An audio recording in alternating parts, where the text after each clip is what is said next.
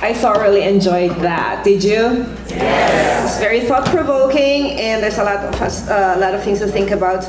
We are a little bit behind on schedule, but that's all right because we all enjoyed it and learned a lot. The community by numbers, which was supposed to be provided to us by, excuse me, U.S. Census, is not going to happen because of some emergency. Mr. Luke Nguyen was not able to make it, so we will go ahead and jump to the small business panel. And I am happy to let you know that all our panel members are here, and I will go ahead and call them up. We just have to pull the chairs here. But first of all, it's first of our member of our panel, of our business panel, is Mr. Benny Santa Romana, who is a business consultant from the University of Georgia, and he will talk about starting a business in the state of Georgia, and he'll give us some facts and information about Filipino businesses and how they're growing in Georgia. We have Martin Gustillo, and everybody knows him. He is the owner of Manila Mart, and he will give us a perspective on professionalism versus entrepreneurship in the Filipino-American community.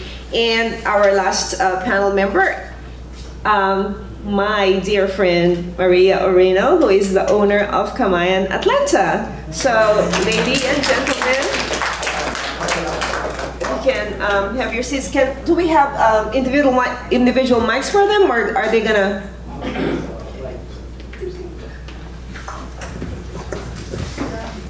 I think we owe it to ourselves and to each other to open a restaurant on Buford Highway. I get emotional. I try not to get emotional, but it's just like, I think, like Mr. Vic Romero had asked, are we united as Filipinos here in Georgia? And I think we are, mainly because of food. You know, we don't think about, we're less regionalistic. We all love adobo. It doesn't matter if you're Kapampangan or I am Bicolano. And Carlo is from Pangasinan and Cavite. So, yeah, but so for us, opening a restaurant is not just about food. I think opening one, especially on Buford Highway, will continue to unite us and will take up our space that we deserve as Filipinos in Georgia and in the South. So that's pretty much it, why we started. And I promise not to cry, but I just get so emotional. Because when I found out that you had nothing here in Georgia when I moved from DC and Hawaii, where both areas have, you know, strong community, Filipino community. I wouldn't say united, but we have a strong presence. We have a voice there, especially in Hawaii. We're so proud to be not just Americans, but Filipinos who eat bagoong and use their hands to eat. But so that is basically who I am now. I am no longer someone who does public policy in Washington, D.C. I am someone who cooks, has short hands, not manicured, but I'm happier, and I am at my happiest now. But the problem is that people still look down on you if you're cusinera.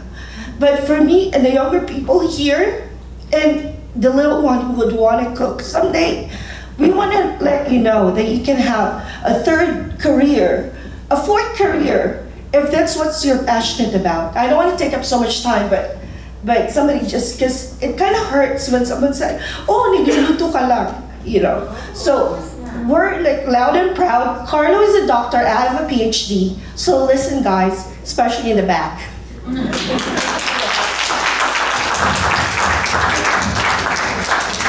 Hello. Thank you, Mia. Her restaurant's actually in Buford Highway on the. Yeah, she is located, for those people who have not gone yet or don't know where it's located, it's on the Asian Square. It's on the right-hand side. And I guess you guys are gonna be open soon, sometimes next month, right? We finally got our final inspection. To Mia before this start. Mia, we all appreciate you and all of you because we love your food every Saturday, Sunday. We fall in line in there. There's a lot of Filipino loves your food. Thank you guys, thank you. We welcome you so Are you much. open every day? Soon to be, Saturday, we finally got our final inspection. City of Doraville, thank you so much. It took us a year, pretty much a year. And the rent has been running after the first month when we signed our lease. But the community rallied behind us. It's not easy to have a payroll for 15 people and have a lease on top of that and not be able to open. And we appreciate So- you to feed a lot of Filipino, not only Filipino people, but all the Yeah. needy people Yeah. in Georgia. You feed them. Thank I you don't know so how much, much. how many, but there's a Yeah, lot. thank you so much. And that's why I think we're proud because it's not just about we started. I don't want to monopolize the conversation, but I think Kamayan wouldn't succeed or wouldn't thrive without you guys. You understood where we're coming from, and you made sure that I'm not on Facebook ever, but I appreciate everyone who promote us. Like week in and week out, some of them are here. Tiffany, oh my God, Tiffany. So, because I'm not huge on social media, but because of you all and every one of you, I wish I could invite you all, but there's only like 50 maximum capacity in the restaurant. But we're opening soon and we'll announce it on, social media, I guess. Thank you guys. I want them to like have this, Well, thank you. To follow up, I guess I'm Martin Bustillo. I'm the owner of Manila Mart. Thank you. Been here for a long time, came from California. And I just want to kind of generally talk about being an entrepreneur or the Filipino community. I think the majority of Filipinos are not entrepreneur spirits. And this is my own theory. I don't know if it's true or not, but because our English is so good that we're not forced to like other communities like the Koreans and the Chinese. Their English is not so great, so it's very difficult for them to find jobs. So they're forced to literally create their own work. Where Filipinos, it's very easy for us to become professionals. And I think that's one of the lack in the sense of there is no, because being an entrepreneur is very risky. I mean, you got a 50-50, from what I gather, the statistics is 50-50 that you might succeed or you might fail. And you need the support of the community and your family to even just get ahead. And for most Filipinos, I think they're not really risk takers. They're more like, okay, you have to do this, do that. And it's like, with you guys, with the Kamayan, it literally takes a passion. It's gotta be a driven. You have to wake up in the morning and say, okay, I'm gonna do this. I'm gonna do this every day. Because it is a passion when you become a entrepreneur to run your own business. It's very risky. Sometimes you're very alone because you don't really have anybody to have a feedback on. And like I said, it's not scientifically proven, and it's just my theory that because of our mastery of the English language, it's very easy for us to get any work, apply for jobs and what have you, or become a professionals. So, I encourage people because I think I went to school as an artist, and gradually I decided to become a business person. And it's very fulfilling because it kind of fulfills a lot of your challenges, not only physically, mentally. It doesn't really leave you when you go home. It's not something like a job that you kind of like leave and then you do your own thing at home. It's like being an entrepreneur is like it really takes a lot of, you're creating something out of nothing. Is basically what being an entrepreneur is. Like taking an imagination, a vision that you have, and then applying it to the real world and making it a reality. Grabbing people, resources, to actually making it a vision that you have and making it fulfill for the next generation. And again, coming back to Georgia, I grew up in New Jersey, and then I went to California, and then my family was saying, "Hey, come to Georgia. There's a business here." And I'm in California. I'm like, "What the hell is in Georgia?" I think at that time, this was 12 years ago, Georgia wasn't really on the map in the sense of a destination. And a lot of Filipinos are finding themselves because of work, because of maybe some family. It's slowly growing, but in relationship to how you think about the United States and where to go, Georgia is not really your map in the sense of like, oh yeah, I want to go there.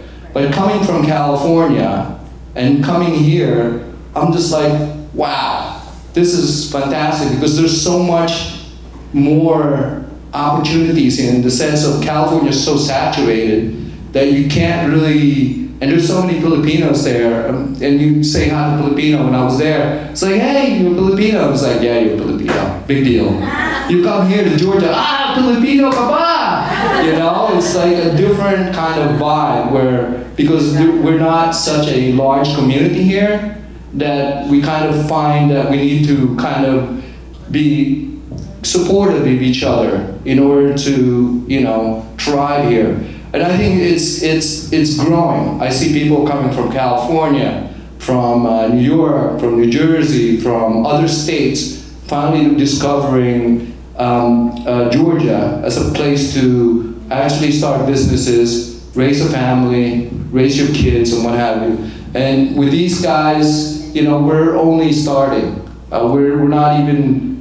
I think we got a long way to go, and I hope to, just talking about entrepreneurships and business owners, I think, that should be another options for the kids and what have you, because it just, being in the United States, that's what it's about. It's like taking advantage of all the opportunities. The games are set. All you have to do is play it based on the rules that they set, and you would be fine. And again, I think that's it. That's all what I have to give, and thank you.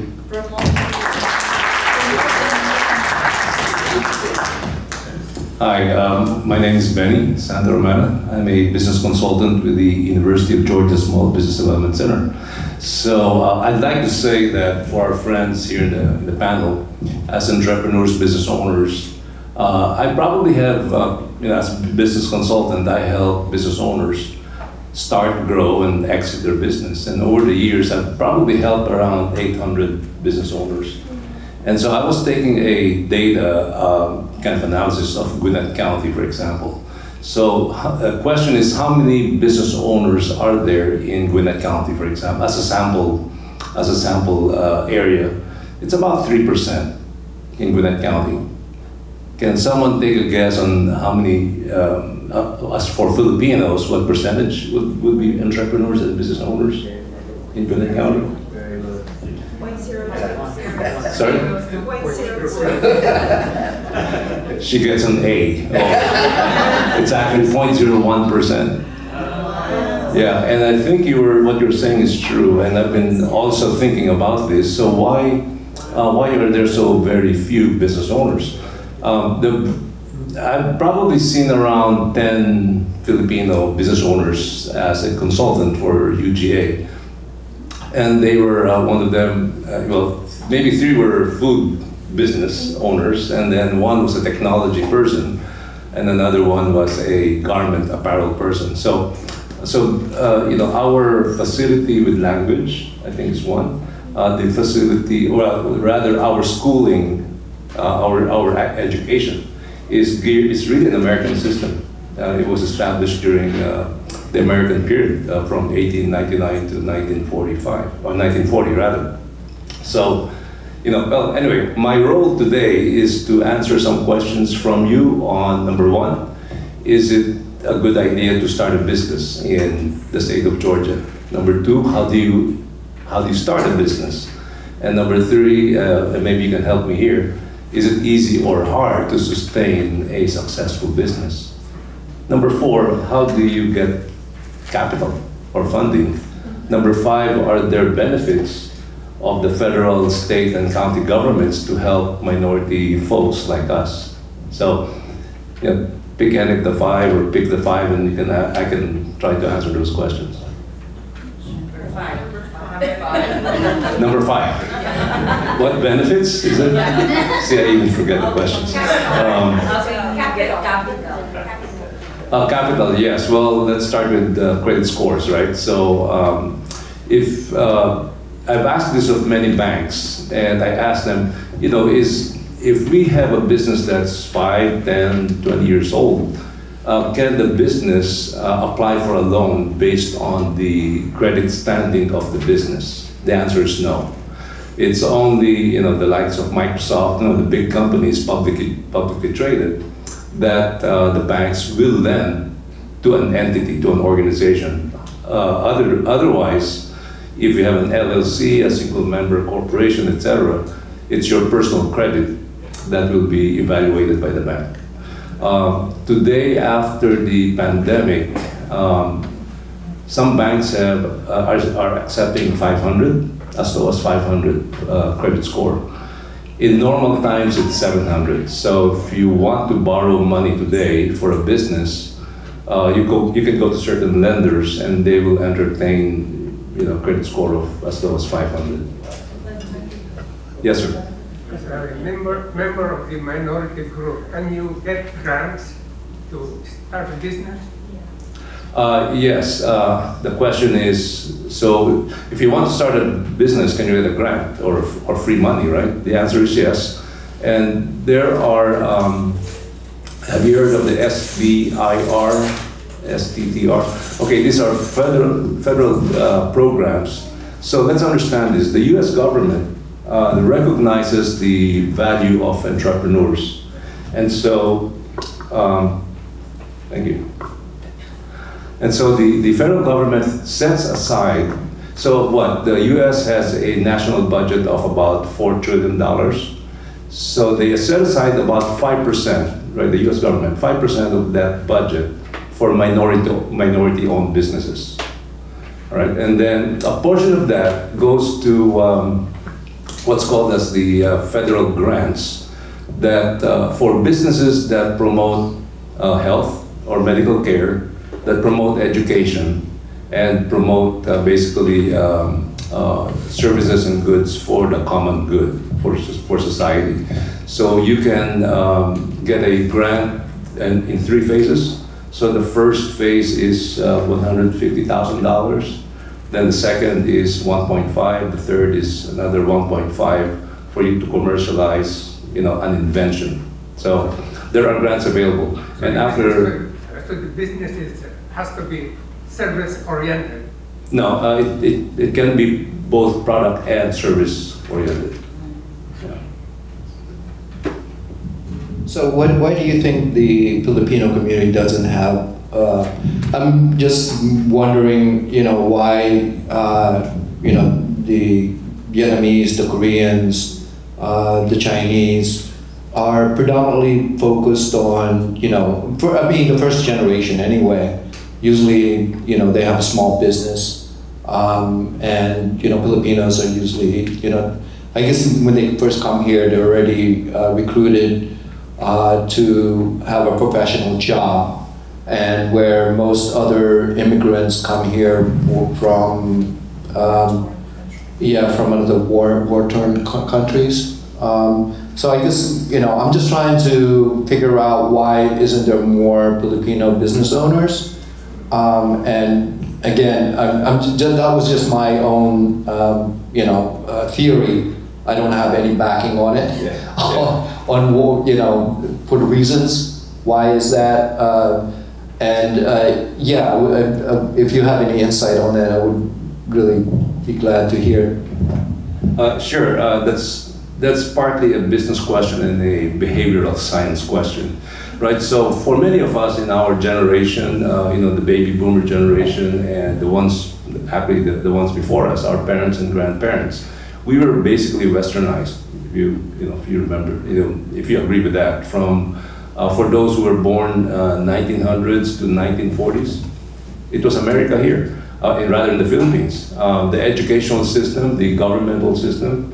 So we were watching Maverick, Gunsmoke, etc. So we were acculturized to the American way of living. Now I say this partly to be data based, right? So I have Korean clients, I have Vietnamese clients, I have Chinese clients, and I also happen to travel to Asia when I was working in Asia. Anyway, so when I was, and just to as a data point, when I was visiting South Korea one time South Korea. So I was in a meeting, right? I was in a meeting in a maybe 17-story building in the conference room, and suddenly there was this sound of like fighter jets over the PA system. So these folks, the South Koreans, were always under stress of being attacked by the North Koreans. So I think it's this pressure, to survive. And when they come to America, they come together. But for Filipinos, for us, we speak English, as you said. We are educated in the American system. So we feel comfortable in America. And so why start a business, borrow money, and hire people, and worry about liabilities when we can have employment? So maybe that's not a 99% empirical question, but I totally agree. I mean, for me, it is a very scary endeavor, being an entrepreneur, because you're plotting your own path. You have some sense of where the path is going, but in reality, you don't know if you're going to be successful or fail, and that in itself is quite a deterrent for most people. But I think the upside on it, just because when I go back to the Philippines, I always somewhat preach being an entrepreneur as being like, okay, it's risky, but you know what, the reward is immense, because you're controlling your own destiny, and also like that actually brings, instead of being an employee to a company that's owned by a foreigner, you can actually have your own company and hire other Filipinos in the Philippines. I always when I go back to the Philippines, I always preach being an entrepreneur. It's risky, like I said. It's gonna take a lot of work, and sometimes you might not make it. But sometimes, you learn from your failure. I mean, I own I started a couple businesses before I actually landed Manila Mart. But Manila Mart is, it's an entry level in the sense of owning a business. Being a grocer is probably one of the most entry level business that you can have. Like the same thing with being a restaurateur. For most immigrants, that's the first thing that they dive into. You see, like a lot of the Vietnamese restaurants and what have you. But I think it's a great way to introduce the population, general population, into the culture. It's either the language or the food. That's how you absorb any culture that if you speak the language, you're in. Most cultures will accept you. Oh, you speak Tagalog, if you're American. Oh, he speaks Tagalog, and they'll interact with you totally different. Or if you eat their food and you like their, the certain dishes, then that's another entry into the introduction into the culture. So just getting off the path of just being an entrepreneur. Again, I think it's a very good endeavor. I wish a lot more people would take the risk and just go ahead. I know that we were talking about grants. I think majority of the smaller businesses gather their family funds and start a business that way. That means they got more skin in the game. That means there's a lot more pressure for you to actually succeed, because you're using families' money instead of free money from the government that might, you know, so there's a lot more pressure for you to actually, come on, you could do it. You could do it. You're risking the money of your family, you know what I mean? Because I think most of the immigrants that come here, they gather their, you know, the funds from uncles, aunts, and what have you to start a business. And again, it's like that's more pressure. You can't just dilly. You got to be really tight with your funding. And again, I think that's probably partial of some of the successes because the fact that they can't access a lot of the funds unless they're growing and they want to, you know, expand. So yeah, that's it. Maybe we'll ask you, who among you is thinking of starting a business? And can you tell us what kind of business? See, that's the 0.01%. Yeah. Yes. I don't know if you have data or information about if you go to Beaufort, you would say probably 90% of the businesses either Korean or Vietnamese. How do they get into this type of thing? Majority of them are,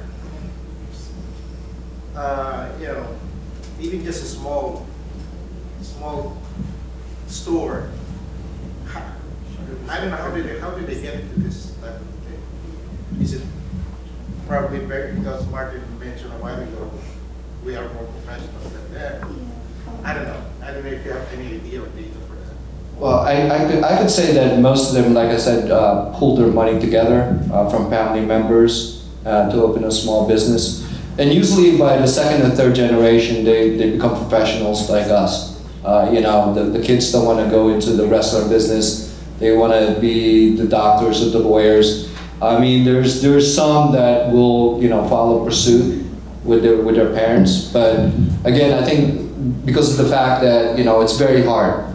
It's very hard work. We have a few restaurateur friends who are chefs, so it varies typically. But for the Vietnamese, they tend to like from what we have learned from our friends who run restaurants too and who are chefs. It's because like we said, they came from war-torn countries and they tend to cluster. As opposed culturally, they tend to cluster because either by a language barrier or from a horrific, you know, life-changing experience, and then you land here. Our experience as Filipinos are different. Although we were colonized and, you know, bought, sold for, you know, from different countries, we have kind of like risen above that. And like you said, we're all resilient. So, and then from speaking for our generation, like I have 4 sisters who are either nurse practitioner, they're all in the health field. So it was like ingrained in us from, especially for our generation. I'm 52, so yeah, so for a lot of people our age, it's either you go in the health field because there was a wave, it was like all about timing. So my friends are either physical therapist or a nurse because that was the easiest. There was like a brain drain and we were in that generation. So when we came here, my friends had children and that was ingrained and passed on to them that you gotta go on the medical field for stability. And so we all did that. But in thinking, you know, thinking about that now that I'm 52, how many of us really wanted to go into the medical field? And what was your real calling in life? So like for us, like opening a restaurant, I wanted the 20-year-olds, the FSA and the other people that, no, you don't have to take this major if in your heart of hearts, it's against you and it's making you depressed and sad. So I want them to have a place, you know, to know our backgrounds, that we came from a different career path. But here we are. It's not, never let your age stop you from going after what you want. So if you're like in your 60s and you want to do like, start a food truck, go ahead, or start like something, just go for it. Because now I think our community is stronger. We have resources. PAHM has never been this, I just moved here 4 years ago, but I can attest to you that the support that we got from PAHM is immense. We are a bootstrapping mom and pop business. We did do the GoFundMe, like people were saying, oh, capitalize on your popularity, do a GoFundMe, receive free money, but you don't have to do that. It's a combination of, work your ass off, like we were working 7 days a week, but that shouldn't stop you, because knowing that there's the community rallying behind you, I think that's a booster for you to start your own business. So I want to see 4 years from now, it could be a different PAGCA president, or it could be a different Makabayan leadership, but there would be like more new blood, as not because people are starting to move here from elsewhere, but we take credit. Martin should take credit. Like, you start your own business, we followed suit. Maybe if Manila Mart wasn't here, we wouldn't dare. Where would we get our ube? Besides from Before Highway, the charge is like an arm and a leg. So I think having your community start, and then, like when we started 4 years ago, we were the only pop-up in Atlanta, Filipino pop-up. No one dared. There was probably 1 or 2 doing catering, but it's all like underground. But we wanted to be loud, and we wanted to be heard, and we wanted to be seen, and we wanted to be unapologetic. We have the bagoong, we have, you get the funky and the pungent, and we're not apologetic. So it doesn't have to be about food. I think the courage comes from within, and then you see other people start it, and then there's strength in numbers. So it's always, our stand is a community over competition. We see now how many pop-ups, so we can't count anymore. But we will continue to promote them, even though it's gonna cut on our chunk of business. But there, like I said, going back to that, there's strength in numbers. And for us, like my Korean friend was always saying, why are you promoting them? But it's not gonna look good on you, it's not gonna look good on us. If this restaurant closes, you would want more restaurants to open, right? So that not only for you that you will have choices, but we can show the freaking other Asians that tell us Filipino can keep their doors open. Like, we're in Asian Square, and we were told so many times that the Filipino restaurant there didn't last long, and it's gonna be your turn, you're not gonna last long.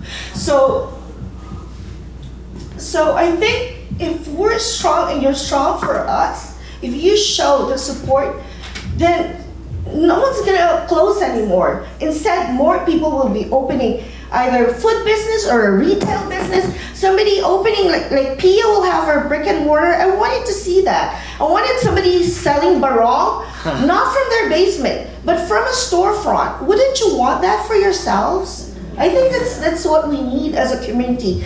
For me, that you would see somebody, and for me, I don't want, although I keep on saying I'm Bicolana, only because I'm explaining why my freaking laing is so spicy. But I want less regionalistic, like when they line up, oh, bakit your dinuguan is different? I want us to arrive in that day would come that you wouldn't question anymore, and I don't have to explain anymore that this adobo is Bicolana, this adobo is Filipino. It doesn't have to be like, I have to keep on saying, we have Ilocano po, we have Ilocano. It's just not Bicolano. Why can't we just like come in, eat as Filipinos, and not ask me who the cook is? Is she from Pampanga? Because only the Kapampangans can cook. I am not from Pampanga, but I love the Pampangan food. So we're here, we turned down a wedding.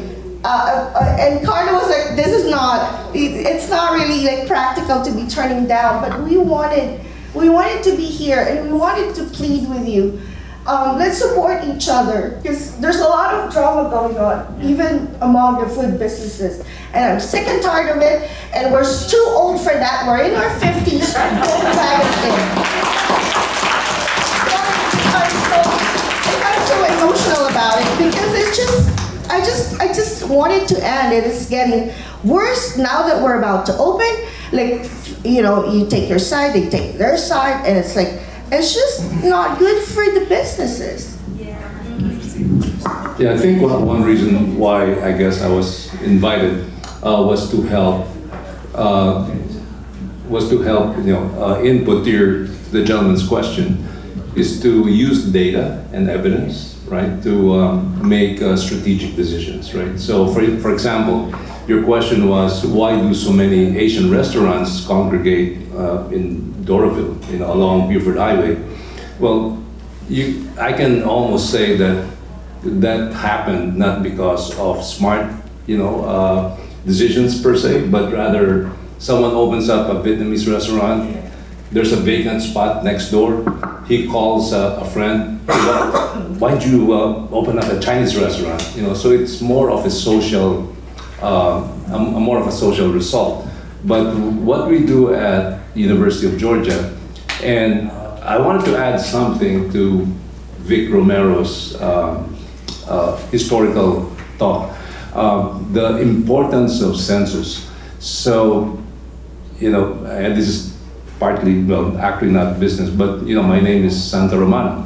Your name is Gusilo, and your last name is. Yeah, my first name is Amornia. Okay. Orino. So it's very, very Right. Hispanic. People get confused when I'm at the DMV before. Yeah. It's like they look at me and I'm chicky-eyed. Yeah. Same here. So Spanish-sounding names, Chinese-looking, speak English. So who can blame the Americans, right? So we have a Viber group, my clan, the Santa Romana clan. So I asked them, do you know how our names came about? Because maybe 95% of us look Chinese. Then an uncle said, oh, well, your great-grandfather came from China, from Guangzhou, which was formerly another name. So, okay, well, anyway, I made some research, and Vic Romero will probably, hopefully confirm it. There was a time I was talking about census when Spain, during the 300 years, the king, I don't know if it was King Philip, but he said, we need to take a census of the Philippines, the Filipinos in the Philippines. So the friars gathered the Filipino names, so there was Di Maculama and then Batumbaka, right? So, but those names did not make sense to Spain, to Mother Spain, right? So Spain sent a registry book of pre-populated Spanish names, like De La Cruz or something like that, right? And Santa Romana was one of them. So my great-grandfather chose that. That's why some of us have Spanish names. Anyway, on the aspect of census, so we use, for those of you who are my clients, for example, in Doraville, if you want to start a business, a restaurant business, for example, you want to know who's your target patron, right? Are you in a place, or is there an unmet need for Filipino food in a certain high density area of Filipino Americans? Okay, yeah, where are those people? Maybe that's where we need to locate the restaurant, so they don't have to drive so far. Maybe they can, on the way to work, they can pick up an order and take it home, and it's not out of the way. So we have data, at least through UGA, my organization, to show those population data and information. So I can help. If you're going to expand and put up second and third restaurants and stores, I can help you with site selection. So, and then Google makes it easier now. So if you want to start a business, you want to know how your competitors in your business are doing based on customer reviews, right? So if you go to Google My Business, if you do that, you put in the address, and then you click nearby, let's say restaurants, or let's say Asian restaurants. The screen will populate with Asian restaurants, how many stars out of 5, 3 out of 5, 4 out of 5, 5 out of 5. Then you will know your competition. So if competition is strong, well, you think, well, maybe I should think twice about putting up a restaurant there. And believe me, I know, I have many restaurant clients. I know what you go through. It's not easy. Store owners, retail store owners, I know what you go through. So, I'm here to help, business owners.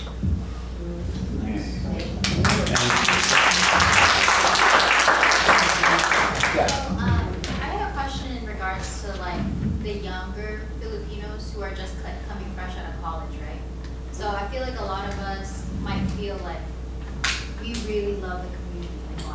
and find it really hard to step into like a situation like this, because I graduated from KSU a long time, like not even a long time ago, like a year ago. And so my question is like, what would you say is like the best advice for a young Filipino who's like coming into business for the first time? Like, cause some people I've heard they're like, I really want to honor like the culture. I don't want to step on anything, but I also want to bring like a fresh face to the Filipino community as well as just the community that's outside of it.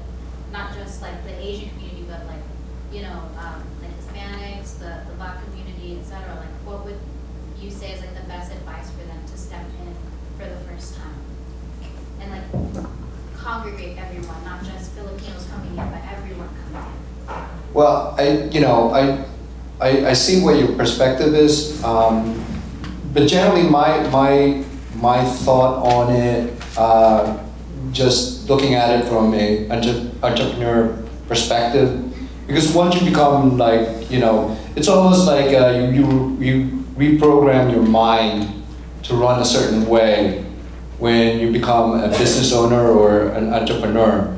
You look at things differently in the sense of what's the opportunity, what's not opportunity.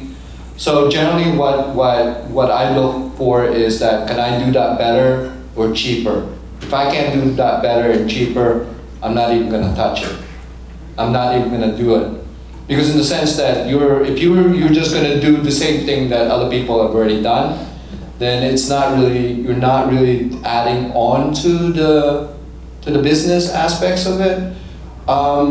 So I think I'm looking at it from a different way, in a sense of, instead of looking at the community, looking at the opportunity aspects of it, and not really. It's like once you attract the people on there, then you're focused on the community.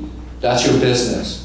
But at the same time, if the opportunity is not there, then that means it's not quite developing or not developed for a business yet. Do you know what I mean?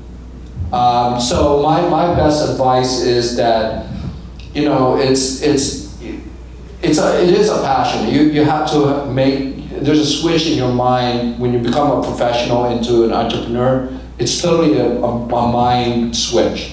I mean, for me anyway. For me, it was like, okay, it was a decision that I had to make, and I burned all my bridges basically, in the sense of, I'm gonna pivot a totally different way, because I didn't like the way my life was going in one way. So I totally pivoted. I mean, like, burned all my bridges, moved to California, that kind of deal. Was selling in Venice Beach, dealing with that whole thing. So I mean, that was my entry-level college business experience. I didn't go to college for business, but that in itself was a teacher. It's like literally you have to immerse yourself in that. It's not a profession, it's like a lifestyle, basically. And once you immerse yourself, it's like you see the world in a totally different way. And again, it's I don't know if I answered that question clearly, but I think in I'm kind of looking at it in a larger way, instead of looking at it in a very focused market. Yeah, just to add a little bit, I don't want to like extend time, but if you're like in your 20s and you have to like look at it realistically and not just like a dreamer kind of thing. So you have to weigh your pros and cons, like everything else in life. But for me, if you're gonna start a business, if you could juggle two, then do it as a side hustle first. Just don't like, some people, go for it, like, yeah, but for me, this time and age, you have bills and student loans to pay and stuff like that. So reach out to someone who already has that kind of business, and never be timid. Like, you gotta ask for help and resources for older people or from people who are in the business world already. And a lot of times you will find a mentor, whether or not it's the same kind of business, or someone who's who's a business person, who a lot of the skills that you learn and would need, it's transferable when starting a business. It doesn't have to be food, doesn't have, but for us, it worked for us that it was like a side hustle first, because in medical insurance, it's pricey, so we couldn't give up Kaiser right away. So like that would be my advice, is not to just look, oh, I dream about this, I'm so passionate about this, and then you just wake up one day and then, but all in all, there's got to be like a paradigm shift, like what he's saying, because working for someone and then working for yourself is like a totally different ball game. You would cry a lot, like you would, yeah, like you see me crying because I get emotional. I'm menopausal, so excuse me. But I tend to cry. Like I ran out of water, I cry. I see a lechon that's so crispy, I cry. So forgive me, but yeah, I'm just like that. I was like that. Almost like 2 years ago. But yeah. So what I'm saying is that whatever you go for it. With like you gotta grab the opportunity if you see it. But at the same time, you gotta be realistic about this day and age. And don't be afraid to fail. You'll hear that. Don't be afraid to fail. Because failure is your best lessons. I mean, you need to literally just, lose everything and say to yourself, okay, that was a very good lesson. I'm serious. I'm serious. It's like literally in that category where you're, sometimes you're very, I was very stubborn in the sense of like, oh, I'm gonna make this work, I'm gonna work really hard, and so forth and so on. I see it, and then realize that it wasn't working, that it was a big failure, and it was very hard for me to let go. And once I let go, I realized like, wow, I learned so much more out of that than going to, business school. And I'm sure that there's a lot of business schools out there that are very good, but at the same time, I'm more like hands-on. I learn more from doing, and it takes a while. I mean, I think majority of the entrepreneurs don't start their business until their 40s or something like that, or later. Well, like her, there are many younger entrepreneurs now. Good. But I can James, see that. Do you have 1 more minute for something, for me to say something? Sure. Yeah, I wanted. These guys, we need to move on to the next panel because there's 6 panel speakers. Oh, geez. And any additional questions should be sent to gunningfoundation@yahoo.com, and you just put on the subject matter Mia, or question for Mia, question for our panel members. So, but go ahead, Benny, and then we'll move on. Yeah, maybe this is my advice for you and to anyone else who wants to start a business. I started my own business, a consulting company, in 2003. Anyway, so I guess my advocacy is to be rational about it, right? So you take an inventory first. Take an inventory first of your strengths and your credentials. So for example, okay, what's my academic preparation? What's my college preparation? What is my family background? What are the influencers towards me, my brothers, my sisters, etc.? What's my passion, right? The passion that you talked about. What is it that I think I am very good at? That's where you start. Take an inventory of your strengths. And then, okay, well, I like good food. I cook good food, okay? So that's my passion. And in fact, I finished, I almost got my culinary degree. All right, good. And I'm a Filipino, I'm an Asian American. Okay, well, Asian American food, maybe I'll put up a restaurant or a food store. Then, okay, well, what I'm again advocating is a methodical approach. Because starting a business, as you know, the heartaches and the financial challenges are great. If you start a business, you can borrow money for $150,000, and you could lose that easily because you were, you just didn't make the right decisions. So, one of the things I provide as a consultant for UGA, and I provide this at no charge, is I coach you on how to start or grow a business. And my advice there is Don't jump into it like Elon Musk or Steve Jobs. Those folks are they came with a lot of money in their lives, and so they can afford to fail. But if you want to minimize your chances of failing and maximize your chances of succeeding, plan for it carefully.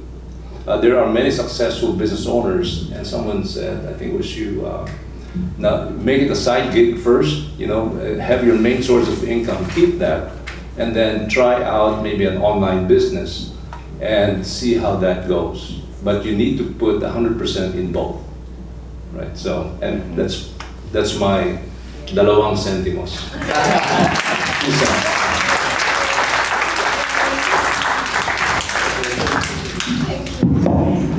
Maraming salamat. Thank you. We'll take a break, and I would like to get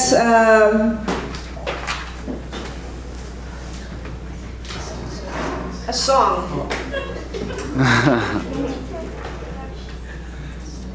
A vocal performance by our very own Glenda Blair, who is the president of Saranac Club, to come and sing Ikaw ang aking mahal. Is that what's, or the other one? Isang mundo, isang awit? Alright. Need a huge favor from our dear audience. So the song that I will be singing talks about, it has 7 different languages of how to say I love you. Anybody knows 1 or 2 here? So, this is how it goes. Just wait for my cue for me or for you all to join with me later part of the song. So, when I do my hand out this way, it's your turn to say it.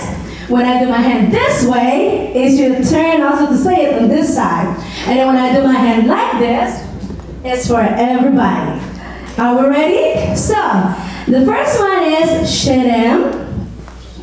Te amo. I love you. Watashi wa anata o aistimasu. Eslibidish. Inibig kita. Wa-ID. One more time. Let's do this. Shedem. Te amo. I love you. Watashi wa anato o aistimasu. Anato o aistimasu. Eslibidish. Inibig kita. Wa-ID. Are we ready? Music master, please. Here we go. But you can sing along with me if you know the song. It's for everybody.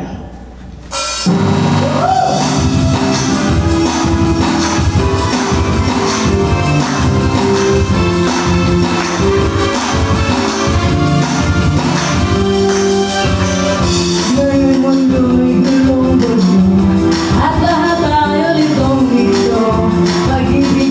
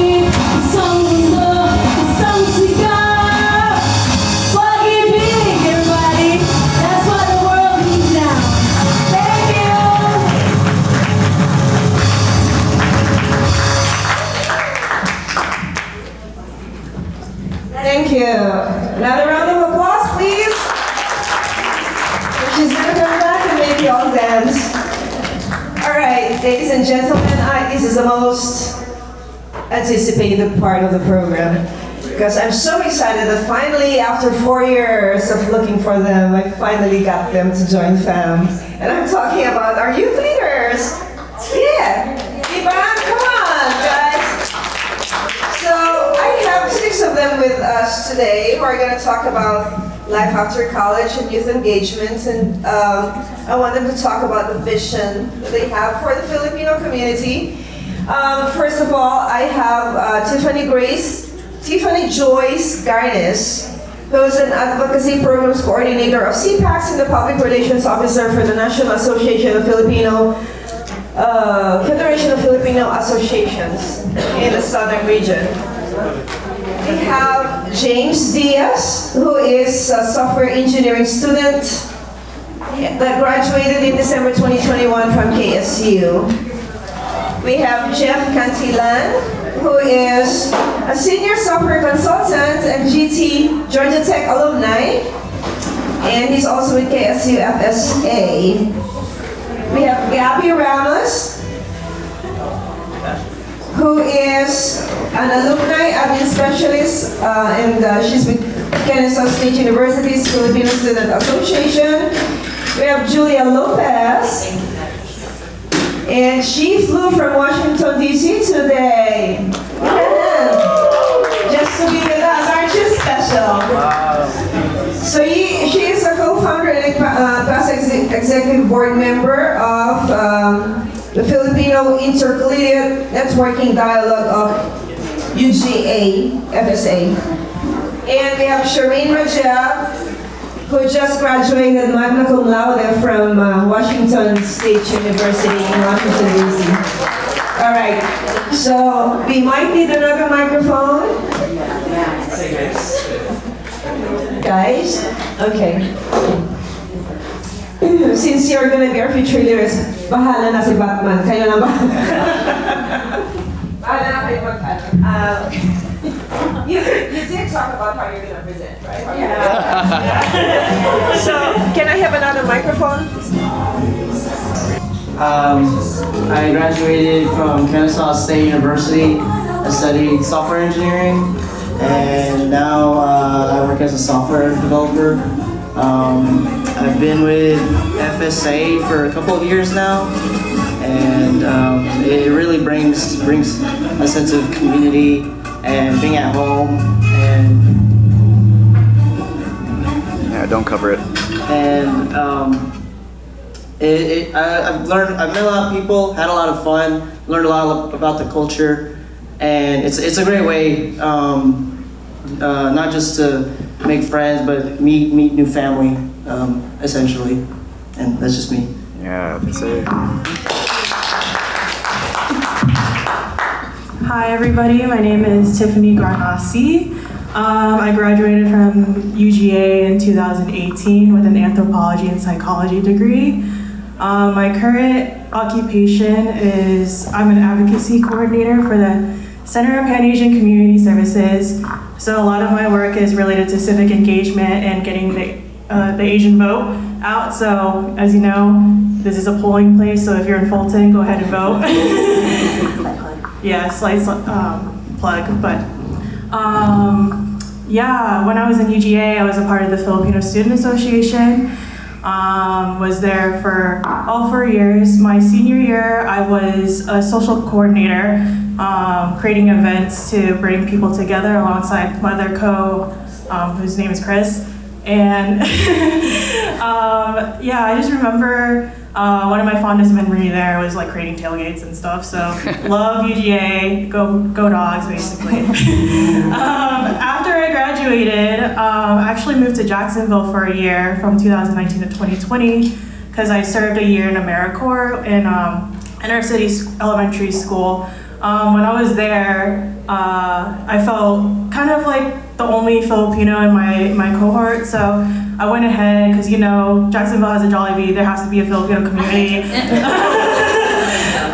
I joined their school there. There's a Filipino school called the Jacksonville Language and Culture School, Filipino school, and I met Tita Cheryl, and she invited me to be a part of her dance troupe that they have called Film Millennials. And every Friday to Sunday, they would have practice, so I was like their assistant choreographer for like a little bit. Anyways, after that, when the pandemic started, it was really hard to live in Jacksonville by myself. So I went back to Atlanta during the 2020, and then got an internship, a virtual internship in DC called the Impact Filipino Americans Fellowship, which was a partnership with the U.S. Philippine Embassy. After that, got hired at CPACS. Probably will talk about it more because, again, I think I'm the oldest one here, so I have a lot of things to say. And so I don't want to take so much time. So here you go. Good afternoon, everyone. Also, thank you for being here. Just because it's 3:52 on a Saturday. But hi again, my name is Julia Lopez. I am originally from Athens, so I was part of that community, the Filipino Association, American Association of Northeast Georgia, long acronyms, and I'm just gonna spew out a few more acronyms. I too was part of UGA FSA with Tiffany. There I sat as secretary, traditional dance director, president during the pandemic, and that was a tough time. But moreover, going more on a national level, I was very active with, like Tita said, the Filipino Intercollegiate Networking Dialogue Incorporated. I'm gonna call it FIND because that is just a lot easier. And FIND is more or less, just imagine all the FSAs on the East Coast from, I wanna say Maine, but we don't have one up there. Our highest one is from Boston, Massachusetts, and it goes all the way down, thankfully, from 3 years ago, all the way to Florida. So the states are, each of them are kind of grouped up in what we call districts. So for example, District 1 are all the schools in Massachusetts, District 2 is Connecticut, and then moreover, just as you go further down, especially when you go to the southern states, you start grouping them up more just because we're a little more spread out. Florida is its own district, and I was actually one of the ones that helped separate Georgia and Florida, not just because of the Gators and Bulldogs, but because of the communities being so far and so different. Florida is its own breed, respectfully, and the Filipino students of Georgia, South Carolina, Alabama, and Tennessee kind of got into a group, but that was just a little messy because of the pandemic. So like Tita said, I also came here from Washington, D.C. I currently work on the Hill, but my background is not political science at all. It's actually anthropology, just like Tiffany. And I guess the only thing that I can say is being Filipino is my only personality trait. It's the only thing going for me, high key. It is everything that has changed my major to what I want to do in the future, and is how I got here, and even how I got onto the Hill. It's like I said, nothing political, but the work that I've done for nonprofits and also just with the college community, again, of being Filipino, and having that in my identity has really gotten me to where I am today, including this stage. So thank you.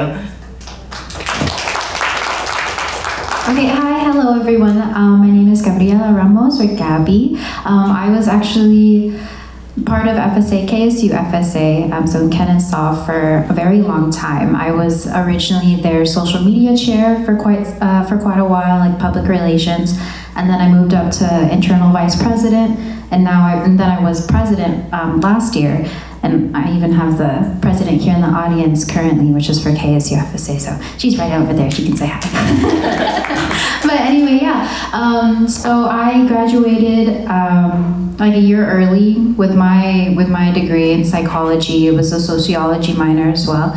And even now, I'm still navigating towards moving up within like a professional life. I'm in the corporate area, and I'm starting really small and trying to move up. I'm already given another promotion, so that's really amazing. But thank you. Other than that, yeah, I completely understand, and I think a lot of us here in this panel are really proud to be Filipino. I think that's one of the core traits that I feel like anyone, if you ever come across another Filipino, it's like, yeah, we're Filipino, we're amazing. You come across each other, and I feel that that's a really big personality trait that we have, honestly becomes it.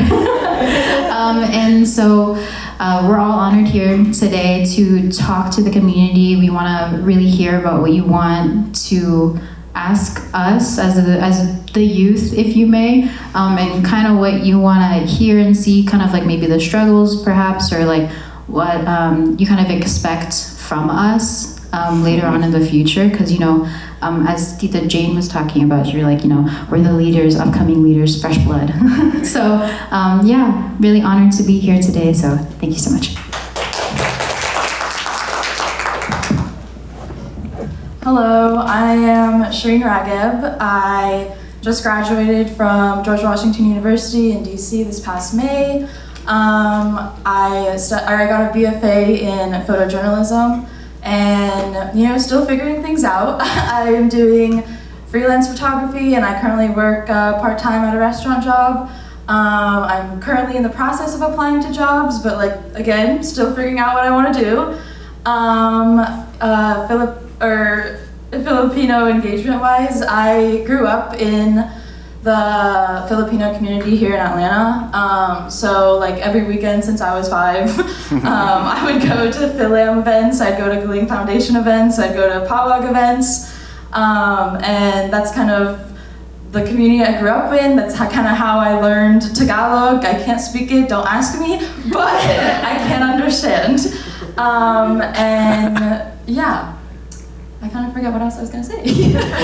At GW though, I did a thesis, and it was all about my multicultural identity. I am half Egyptian, that's why my name is not Filipino or Spanish. But I am half Egyptian, and so I made a whole thesis and a project about growing up multicultural in America, and trying to navigate that and trying to navigate my 3 identities here. And yeah, through that I was able to find a community in DC of several Filipino Egyptians, which is really, really cool. It's 5 of us total, and we still keep in contact. But yeah, that's me.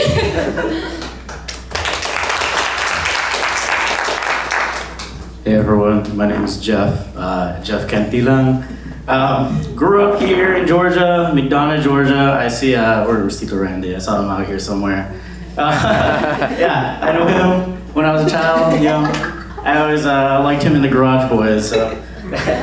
But I graduated from Georgia Tech in 2019 with a bachelor's in biomedical engineering. You just want to swap his mic? You want to swap a mic with him? Switch your mic. Hello. Oh, wow, hey. So I graduated from Georgia Tech, biomedical engineering. Now I'm working in Atlanta for a software company, just as a software consultant here. Filipino organization-wise, at GT we didn't really have a FSA when I was there, but I did join ATL FSA, and we competed down in Florida for a dance competition. DTJ! Yeah, so that's how I really got involved with the FSAs around the area, and a lot of my friends ended up going to Kennesaw State University, so I became a lot more involved with KSU FSA. So I think in 2020, I actually joined KSU FSA's Culture Show, and I played the role as Manny Pacquiao, if you were there. In 2022, 2021, was this year? The second one, 2022, I hosted KSU FSA's Culture Show for 15 minutes. Apparently the host got locked in the bathroom. Yeah, so that's that. And I don't know, if you've ever ordered lechon from my Tito Dante, I may or may not have been your delivery driver. So that is me.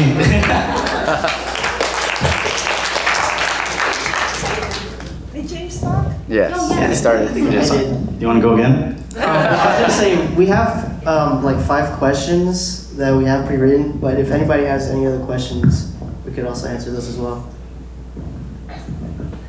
Oh, question in the back. I want to ask first, I'm very interested. Thank you so much for being here today. I'm very interested. What's your view and stake of the need for youth engagement, especially in civic affairs, specifically politics. If we're trying to frame the future leaders, like representation matters, especially at the policy level, and impacting policy level means representation and having the voice in that particular seat. And sometimes that seat has to be either elected or in appointed position. At your generation now, do you think that there is that empowerment in this age of yours, getting into that level of engagement, governance, public policy? Anyone who is passionate along I mean, CPACs. I would say yes, but it's quite slower for Georgia just because we only have 5 AAPI elected leaders. But seeing, for example, Representative Marvin Lim being the first Filipino ever to be elected in a legislative position is basically like the manifestation of the dreams that we could have seen ourselves in being those positions. So what's pretty interesting in general, and I don't know the statistics quite specifically, but we're like one of the most highly populated Asian American groups in the US, but we make such a few percentage of public office unless you're in California. What I also found out is that Filipino Americans, even though we're very engaged when it comes to knowing, we're very excited about voting, we're actually the last place when it comes to voting or turning out. So even with the basics of just showing up to vote, we need to do better than that. So before we even talk about being in positions, we also need to go out and vote during this election as well to prove that narrative wrong, that we are civically engaged, especially knowing the history of organizing and unionization. Why can't we do something as simple as a ballot, as a vote?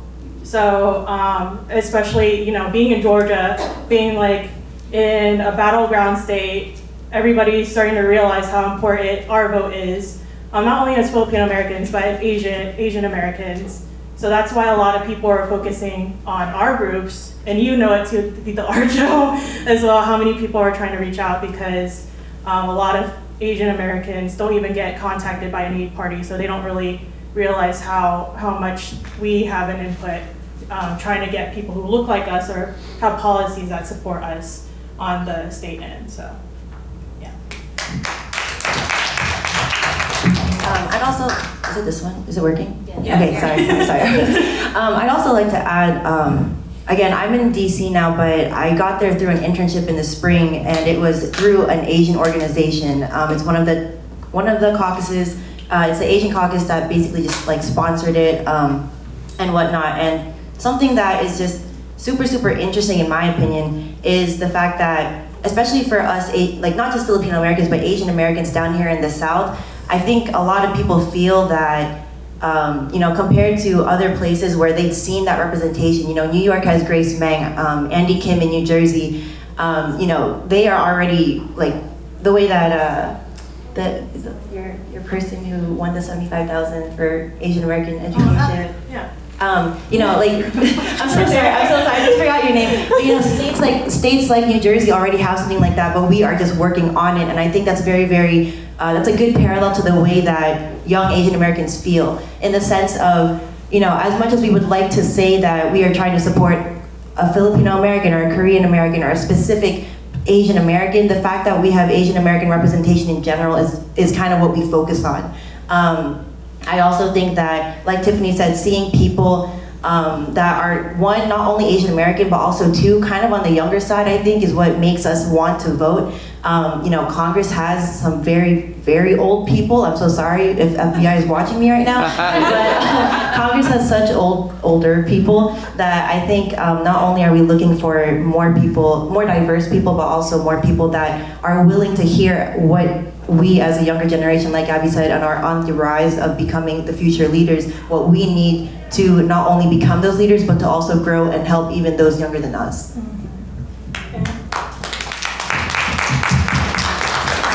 also want to add on, last year's Atlanta shooting was a huge catalyst for our community to really go out and have people that look like us to represent us, because people who were speaking for us weren't from our communities. And so there was a huge push for that. For example, AVID was one of those groups, but there's a huge coalition of Asian Americans that I was able to kind of witness in Georgia that are doing the work, actually 20 plus Asian American groups under CPAC's Stop Asian Hate coalition to really, make an impact after seeing what we could have done to protect our communities last year, so.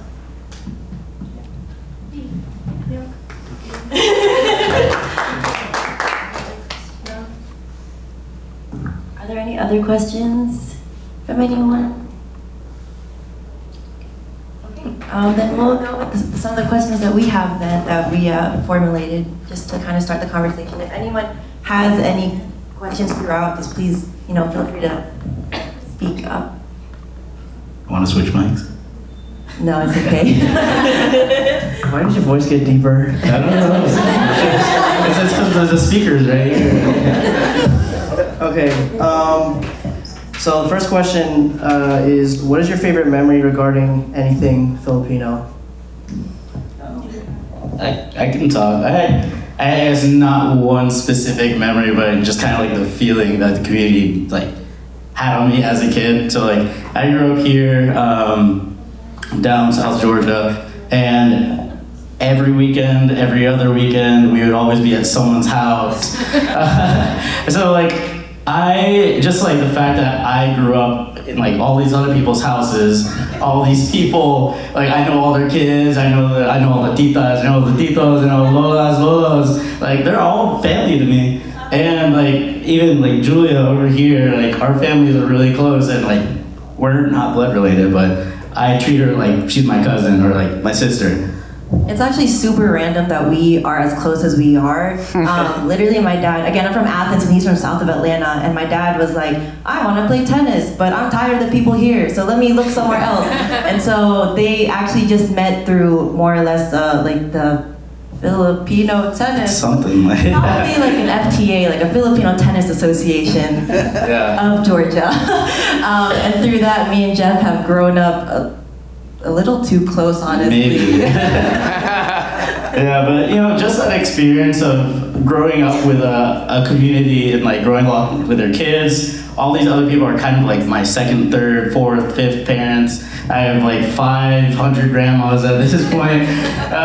But I really like that idea of community and that sense of community. I like having, I want to be able to kind of continue that on for all my younger cousins, generations that are coming after us. I can go next. So in terms of kind of my story within at least the Filipino community, my parents, I don't know if you guys know, but if you've ever met another Filipino who is just, you've never met them before, ever. But they were there for 10 plus years. That's my parents. They were in Canton, and they were just all alone, and they were just like that, and they were very content with being like that. They were originally out in California, they moved out here, and I didn't really get a sense of a Filipino community. I didn't get that. I didn't get what Jeff got growing up, because I didn't mean it like that. But my point is that my very first instance of having any Filipino community family was through college, actually. I met FSA once, and I didn't pursue anything, and then I came back after a year, and then I was just part of board. I was doing leadership positions, and then it became just bigger and bigger, because that's kind of what happens when you finally get in touch with your roots in your community. You just stay. So that, I think, for me, the best part of having a really big memory and kind of a light bulb memory of the Filipino community was just starting with a student association, and here I am now. So speaking in bigger things at the moment. So yeah, but I'm really proud of all the things that the youth has kind of started, because FSA at KSU, they didn't start till 2016, and I got into college in 2018, so that kind of like shows what's kind of happening in terms of the youth and just like putting them on the map at an earlier stage. And I think it was what Tamia was talking about earlier in the business panel. She's saying we are strong in numbers here, and we have a strong presence as a Filipino community, but we have a really tough time like congregating together. And you can see that because there's like a whole area incoming that's super big. And like even here in Kennesaw, like I wish that there was more Filipino stores, you know? I wish it could like go ahead and like. I agree. Right? The only Filipino thing I can get is from a Korean store and then Marietta. So, but yeah, that just starting from there was a really big impression for me and starting within the Filipino community. So, yeah.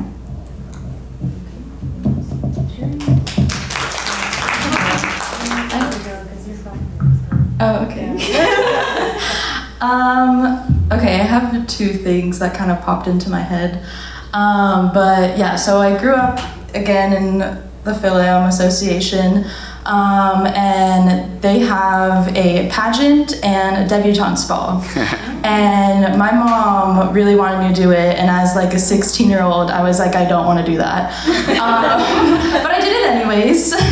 And every weekend I would go and I'd learn the dances, and you know, I was like, why am I doing this? I want to like hang out with my friends. And now that I'm older, like I really do appreciate it. And learning tinikling is the coolest thing ever. I love tinikling. So I am very grateful for that experience because it did teach me a lot, got me involved in the community here.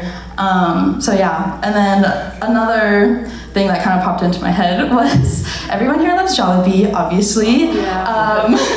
And Tiffany said earlier that the closest Jollibee to Atlanta is in Jacksonville. So me and my family took a beach trip.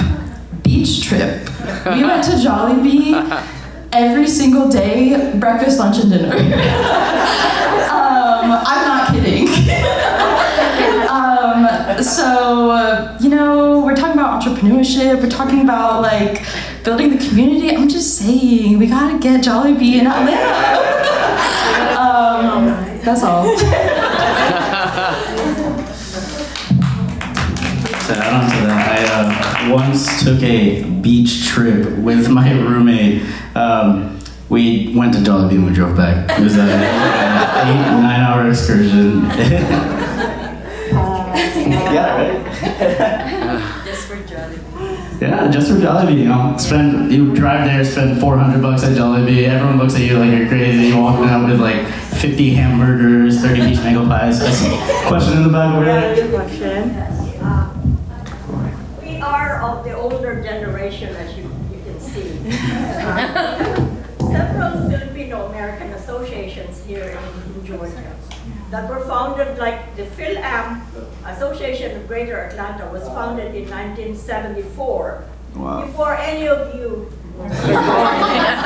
So I'm asking, how do we get you all, your generation, to be more active in our older associations so that the Filipino-American community can still flourish and be recognized? How do we attract you? More children. Actually, I can speak to that first. So I talked to Tita Jane. So nice. She's amazing. Yeah, she's amazing, right?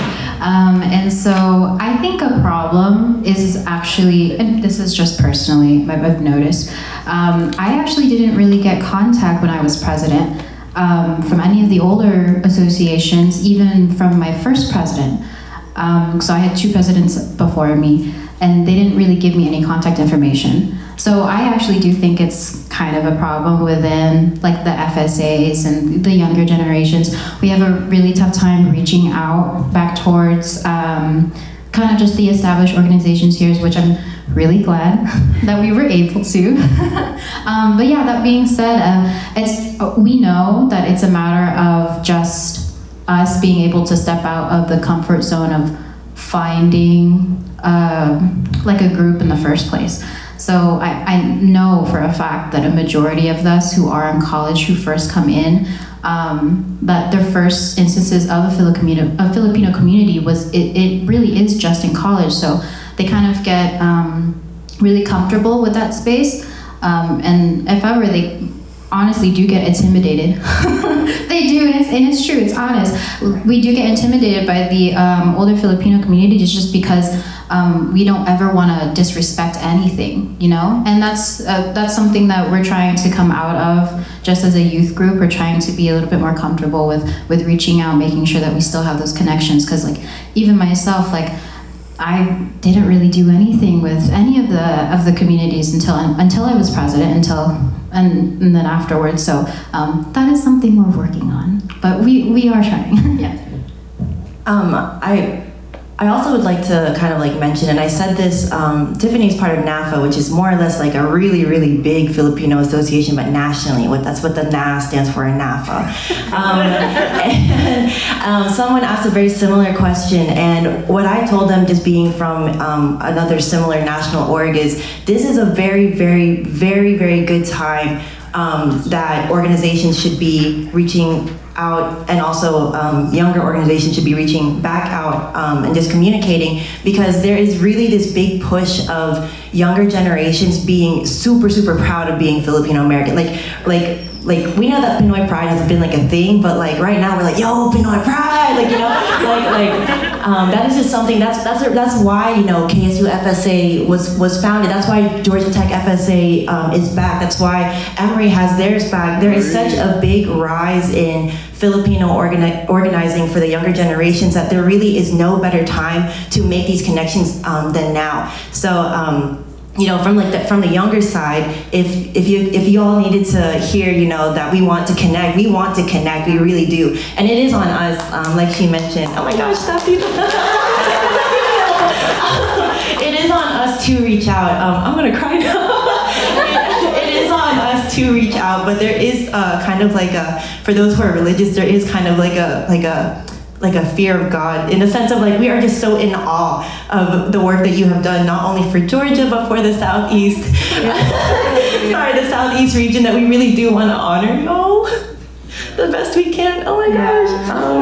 So I'm gonna stop now. So just thank you so much for your work, and we really are trying to make you proud, and hopefully we do. I mean, this is just amazing in general, and you're okay. I mean, this is your fourth Fawns ever, so we do see the work. It's just really hard for certain people who never been in these communities. For example, I've been told from Emory FSA and GTFSA, the majority of those students are not from Georgia. They're coming in without even knowing the environment, and so it's a matter of us also being intentional and like outreaching to the community so they know who to look for. And I guess now, since like older methods of reaching out to the community may look different now, to reach out to the younger folks is through digital means, because they love looking at TikTok, they love looking at Instagram, and the more, like for example, the more Filipino you are and you're looking at Instagram, like the algorithm is gonna show more Filipino stuff. So being out there in the digital space is definitely a new game changer for our communities, because again, the pandemic was affecting, you know, that, but also we have to basically, adapt to the new methods that we could reach out to the youth. So yes, Ms. Sue. I have a question for you. How would you like, let's say the Mayan restaurant that's looking for a way to grow in the community, if they had like a night for cooking night for young people that maybe they didn't have time how to roll lumpia, but you could roll lumpia, like thousands of them, and then they could, you know, donate some, raise some money, and help, you know, give them to the community. Would that be something that you think you could get any kids, doesn't have to be just for, you know, but like spread them off and then get more people to eat there, and then do business. So here's a really big problem about college students, and let's just be very honest. No one wants to travel. Yeah. Absolutely no one does. I can guarantee that for you. I went out to an event for, I forget who, I'm so sorry. But it was in Doraville, and like from Kennesaw to Doraville, it's like what, maybe like 30 minutes, right? 30, 40 minutes? Yeah. And like in your head, it's like, that's not long. Of course it's not long. But it's just a matter of like, sometimes people just don't make it. It's really an advertising effort at that point, because even with us in FSA, like, we tried to do that. We tried to do, let's make what is it called? The stars that you make for Christmas. Paroles. Let's have a parole night, right? We can show you how to make it. It's an engagement thing. It's a strength in numbers thing. So sometimes it's in terms of like efforts of like making the youth community come out. It's like I don't even know how to say it. It's like it's not really accessible, because even then, like in my personal experience, because I work with them in my work capacity, literally only 2 people have cars in Emory in their org. So I'm like, okay, we need to figure out how to bring that more accessible. Like if you did do a Doraville location, right? It'll be it'll be very hard for people to come out, especially the younger people. Yeah. Ask if you got enough people to sign up, and maybe say there's 10 in the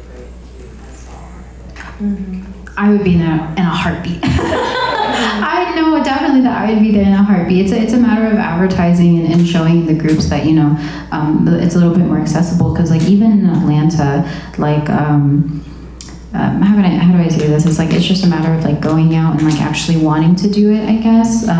After you solidify the community and the family that's within the org, that's when you'll actually see us. So and honestly, it's also really hard for people who are Filipino to even join FSAs as well. So if you're having a tough time getting us, we're also having a tough time getting us too. That's the reality of the thing. But when we do have someone come in, we do definitely try our best to advertise the events that you do show us. So if ever your efforts are like, they're not in vain, they are being spread around, and we do try our best to advertise everyone in the community that's here. Yeah, I just want to add, first off, thank you all for being here. It's events like these that I actually went to earlier this year, or I think it was last year, that like helped me feel really empowered being Filipino again. And it was a feeling I first felt when I was first joining FSA, because I was in that family type environment.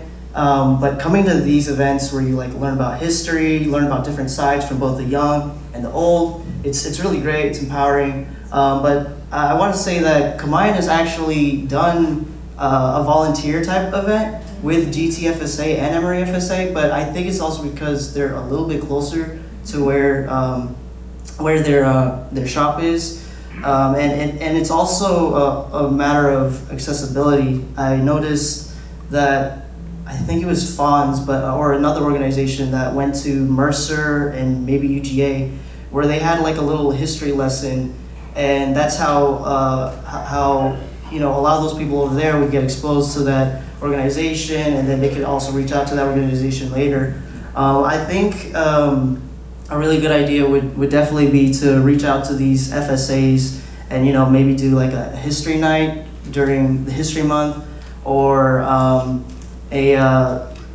night where you learn about Tagalog, learn some Tagalog, which is really easy, and it's just a great way for exposure, for a connection, a bridge for the young and the old to connect.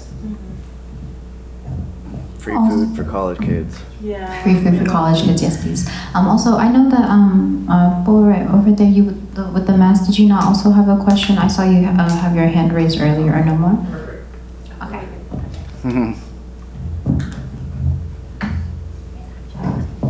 Just out of respect for the afternoon, can we get a time check? Like how much more time do we have?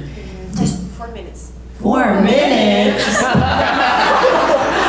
That was like in harmony right there. I'm an alto.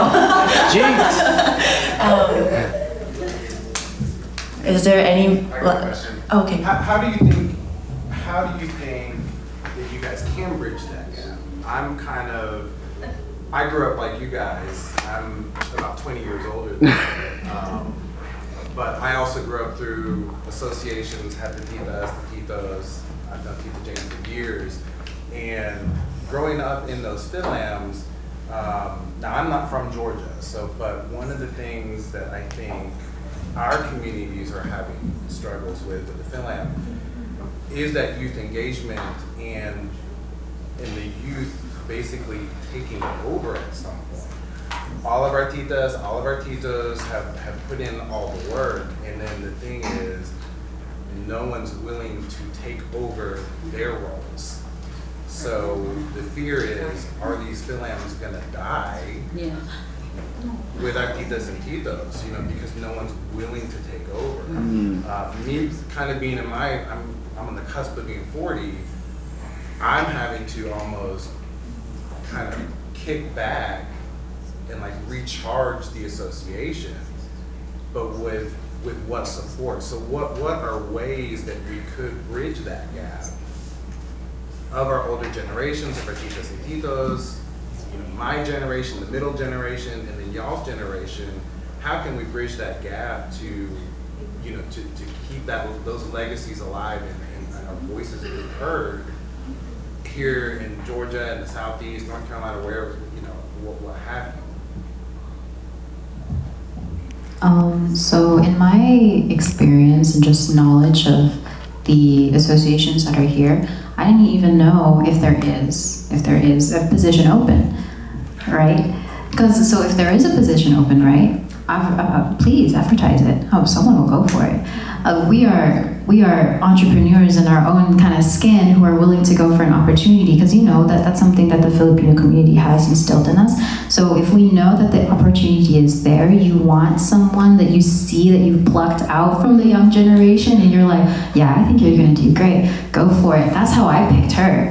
That's how I picked my president. I was like, I think you're gonna do great, and you push them, because more often than not, the younger generation, we're just like, unfortunately, a majority of them won't know that they have the potential until you say, yeah, you do.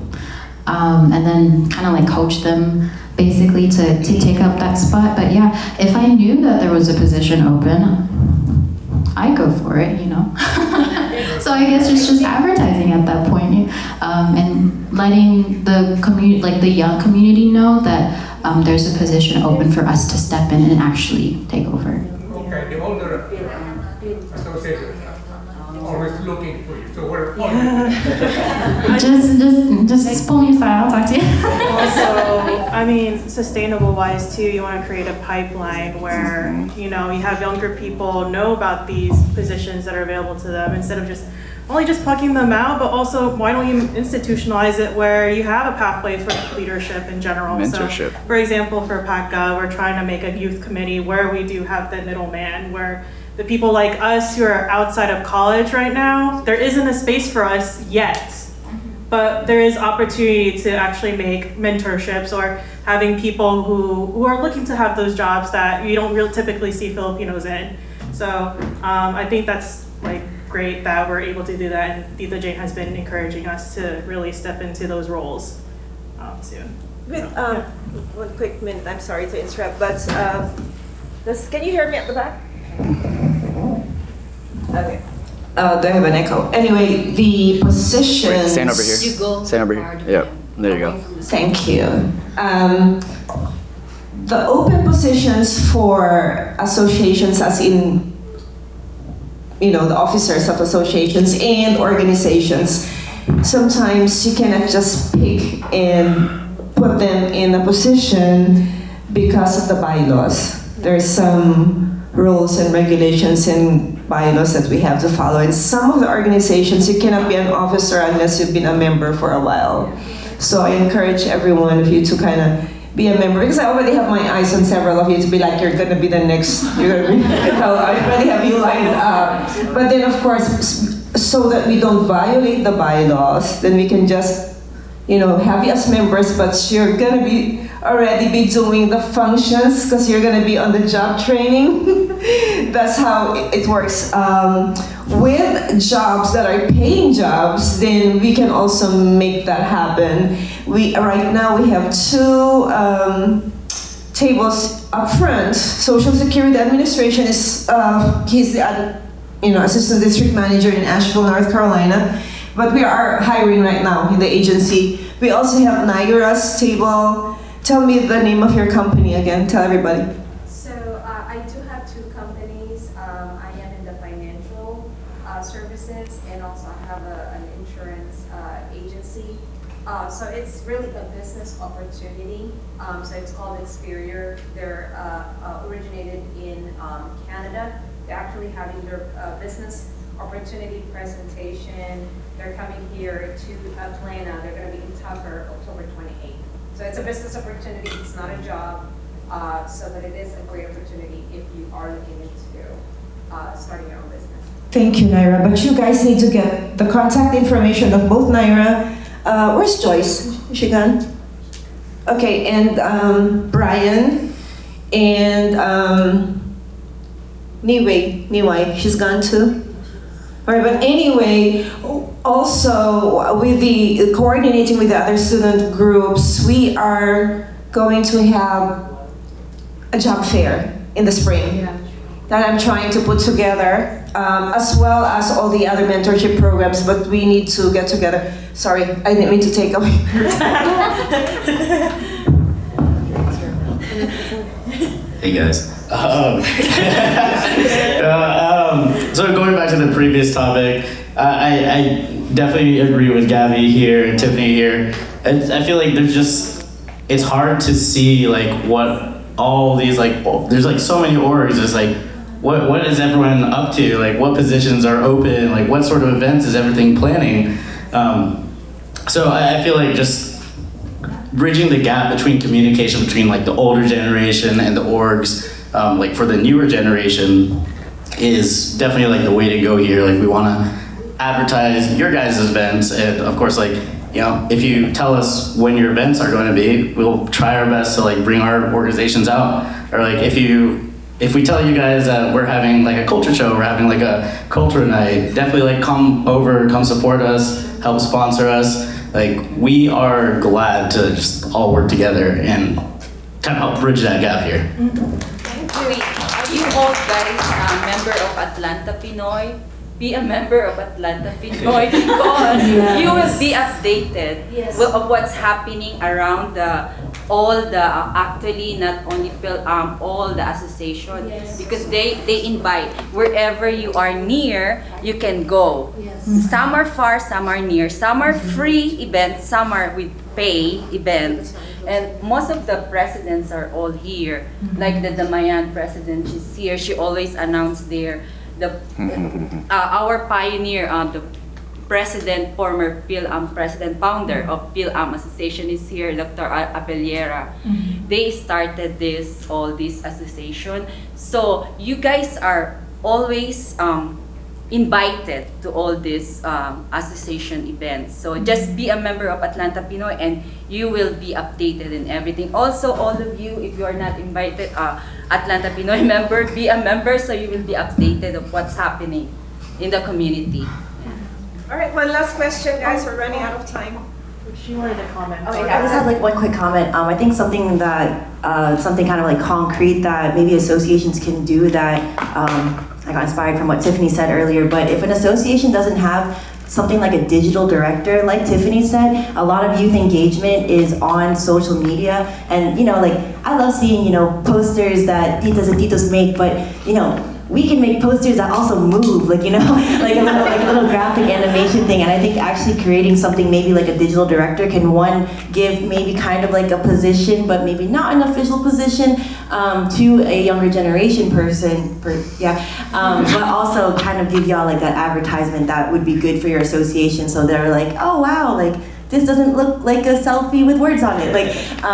So yeah, I think that's a suggestion that I actually just thought of just now. Yeah, and I know the reason why I actually know about Kamayan ATL is because all my friends went there and they said Kamayan ATL is really good. They reposted on their story. I saw the pictures, the food looked really good. Visit Kamayan ATL's page, they have all their events, they have like the menus that are gonna be on for today. They have a pretty good social media presence, so like I'm already aware of like all the events that are going to, and I know which ones I want to go to.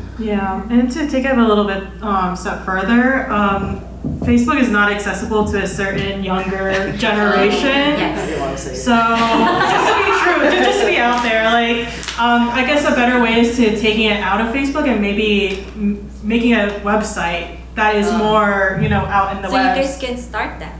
Yeah, I know. Honestly, make a position and we'll do it for you. Flyers We for can. fun. Microblogs. So yeah, that's a suggestion. Just because again, Facebook, there's a wall when it comes like getting an account and then getting added into the group. And also you have all those people like posting other random things that are not related to events more than it's just more personal stuff that they put. Sometimes that turns off people, so that's why they're not able to see those events like readily available right in front of them. So, yeah. All right, let's give it a round.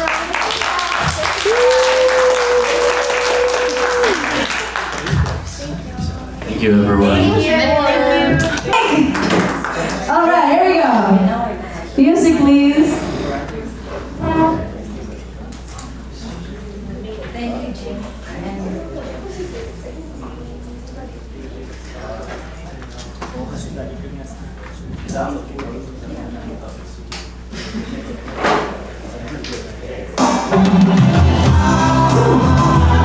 Where do you sing?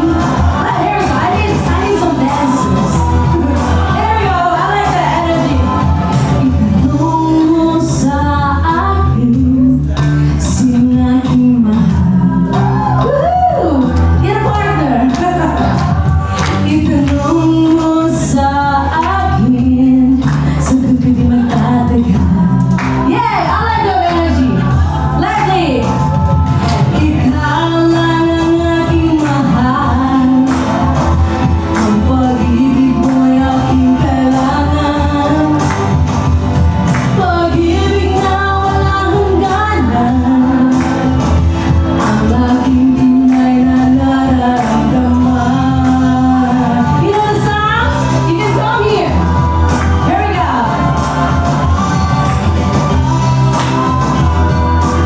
I like that energy there.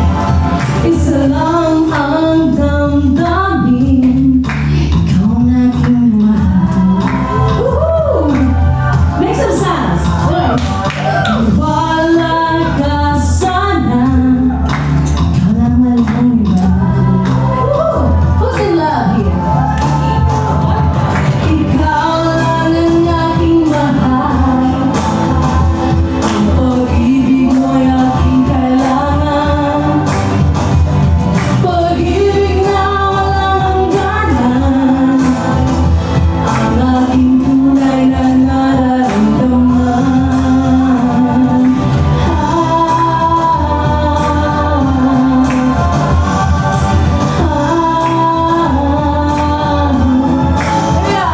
Ang nais ko sana'y inyong malaman.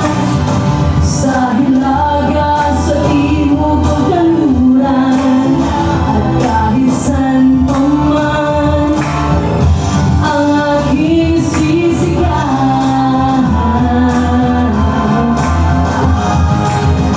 You know the song, right? I wish you had some part of me. Ang nais ko sana'y inyong malaman. Sa hilaga, sa timog o kanluran, kahit saan pa man, ang aking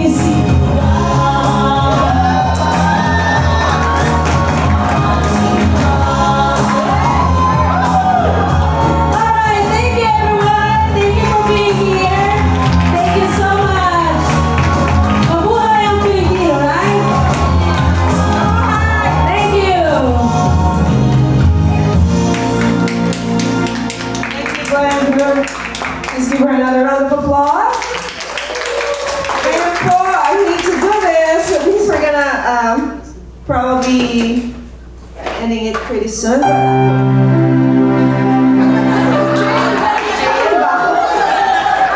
have been trying to explain in years, but it is my pleasure to present to you, to give us the closing remarks, our very dear Dr. Villara. Doc? Elia Villara. Siya po ang founder, for those who don't know, founder ng FAHM Association of Greater Atlanta. You wanna go up the stairs?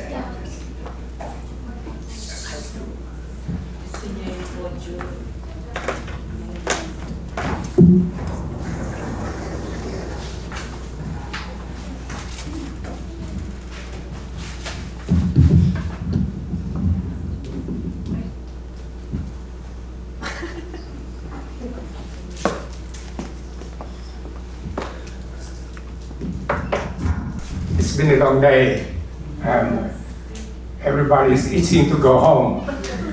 Prepare the 2-hour closing remarks. So bear with me. First, I would like to express and echo what had been said. My profound thanks to the folks who worked hard to put together this series of October celebrations. That's including the participants also. And it is also my honor and distinct privilege to be part of it once again. Now, we've heard all this history. So, let me tell you about a relative of mine, my dear uncle, Uncle Nar. He is the younger brother of my mother, who is the oldest in the family. He is part of those manons that you've seen in that presentation, excellent presentation by Vic Romero. He was faced by the difficulty of not being able to pursue higher education due to circumstances beyond our family's control. He was forced to venture in the world beyond the unknown. And just like you, your parents and your grandparents, he came and stayed in this country, the so-called land of milk and honey, with one purpose, a better life. So he signed with the labor recruiters to come here to America at the tender age of 20 during the early 30s. He worked hard for little pay. First, in the sugar plantations in Hawaii, and then in the hot searing sun in the agricultural fields in California, followed later in the cold salmon cannery in Oregon. Eventually, he landed in Oregon, working in a dairy factory. And it's ironic because a lactose-intolerant Filipino mixing cottage cheese all day long. After his struggles working in various labor sectors with long hours and physical demands, he was able to enlist in the military. He met an American lady he fell in love with. Things were looking up. Yet, because of the misogynistic, racist law at the time, he was not legally allowed to marry her. He and his lovely bride, under the threat of their lives, had to flee in a midnight train to a state where mixed marriage was allowed. Now, fast forward to the 60s, when I arrived in the States to do my postgraduate residency. After 3 years in the Midwest, I came and joined my good friend. Some of you may know him, Dr. Apanay, here in Atlanta. Although probably it's not as profound, he too had experienced some adversities and difficulties in the courtship and marriage of his lovely Caucasian wife. Difficulties, something I'm not quite at liberty to disclose. I'll let him tell it to you, given the chance in a forum like this sometimes. And by the way, that marriage is now nearing 60 years. At first, we were appalled to see that there were 2 cafeterias, one in the ground floor for the whites, and another for the blacks down in the basement. Where was the brown cafeteria? We sort of wondered. It hurt that we were ignored, forgotten, but yet, although we thought it was awful, it also was easier to slip in the background with all the racial tensions that was going on at that time. We were naive and didn't know any better. So after being in the States for a good 20-some years more as an established physician, imagine how scared I was for my life and my family when one morning I opened the front door of our very first home that we purchased and found raw eggs thrown at our door and burnt cross in our front yard. From the 30s to the 80s and on to these days, these blatant racist attacks on Asians, Filipinos, on my friends and family, they persisted. And now, while many of these laws have been abolished and some norms have changed, they have not eliminated the fear, the hatred, and our sense of being the other. They show up in different ways, here and there. We come a long way, since there were only very few of us here in the Atlanta, greater Atlanta area. To give you an idea, this place where we are now was nothing but pristine fields or cow pastures. No traffic lights, no roads or anything like that. And throughout the entire Metro Atlanta, we had only one Chinese restaurant. And it was not located in Buford Highway, as you might have think. Because the Buford Highway was nowhere close to what we have today. It was in the Peachtree Center in downtown Atlanta. Now, we have entire Filipino food festivals. The Estrellitas, the Kamayans, the Antonio Bakery, and all these things we have around now. Father Natad, Jusmar Natad, and Reverend Bill Howe are heading their own parishes. And this is not to mention the good number of Filipino deacons in various churches. State Representative Marvin Lin is an elected state official who not only represents us, but engages with us as he helps to shape state policy. The continued presence of Filipinos in the medical, nursing, and other various health sectors and other disciplines, especially in the service industry, cannot be overlooked. I share this short snippet of my family and personal history in America and in our early days here in Atlanta to shed some light on how knowing our history can help us build our future. Let me quote, and along this line, let me quote from the concluding remarks from a piece, The Turning Points, written by Clarice Medinilla and Rayan Verona, in conjunction with the 218 Filipino-American National History Month celebration in Seattle, Washington, where it all began.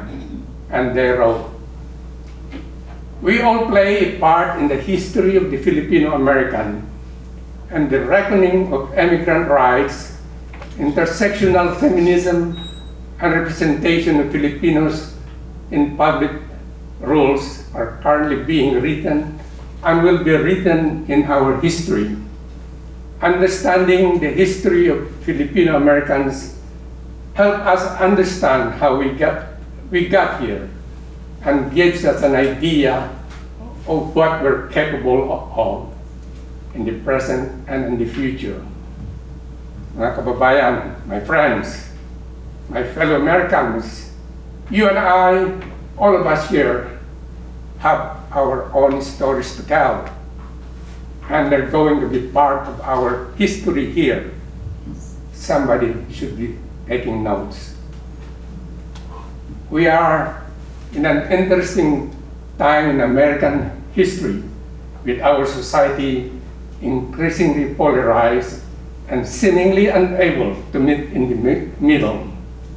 It's important for us to work together across factions of groups, across social, regional, racial, religious, and political lines. This applies to us at the local level as well as citizens on the national level. As our members continue to grow more, my hope is that we try to cooperate, be engaged, and coordinate our activities together. After all, we are bound by our common goal of togetherness as Filipinos in our adopted land. For it is through togetherness that we can accomplish the things we set out to accomplish, big or small. Maraming salamat po. Thank you.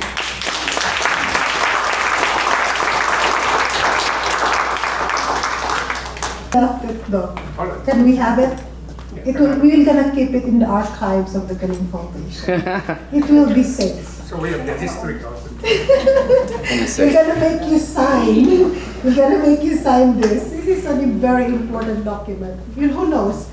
We can have it for exhibit in commemorating, X number of years of celebrating the Filipino-American History Month, and Dr. Villara passionately shared about this, and for us to have a point of reference. So it fell on the ground, but it's very, very important. Okay, so I think we're ready for Miss Trinh. I'll just be your assistant. Okay. You tell me if I just would be your assistant. We would like to ask Dr. Ellie Villara to come up the stage again, please.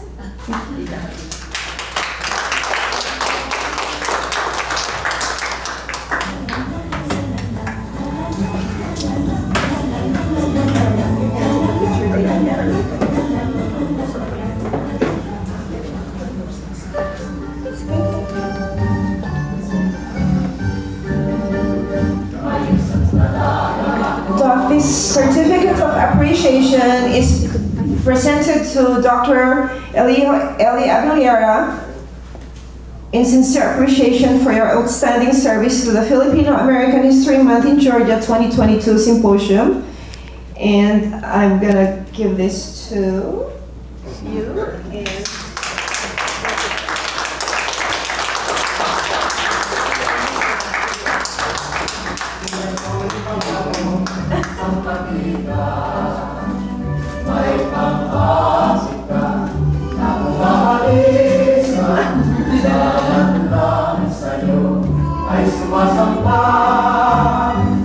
And to ask Damayan Film Association of Middle Georgia, Janet Ploki, to come up here.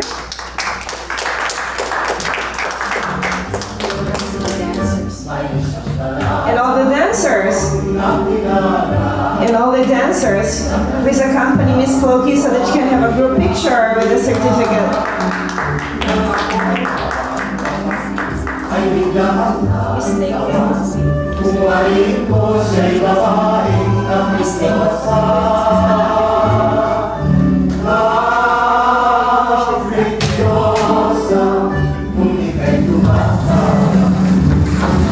It's easier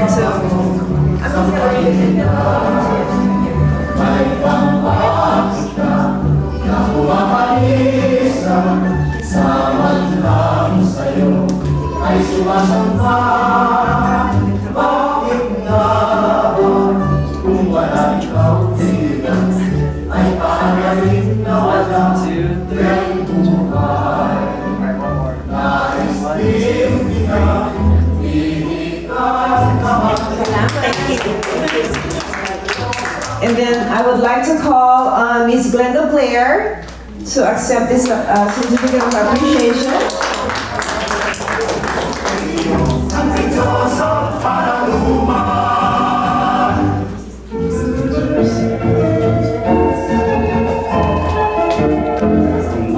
Ko sa ngayon ay may nakabalik ang bagong Tagalog na sadyang mapisip.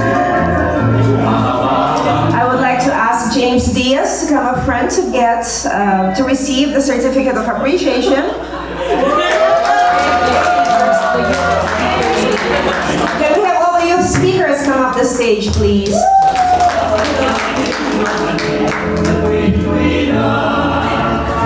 Sariling bayan nating kaligsanan, ang kapal na tayo ibigay ay naman. Ang Shireen Rajab.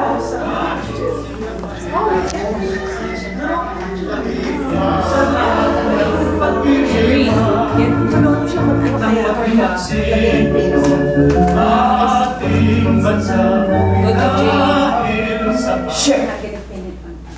What? Okay.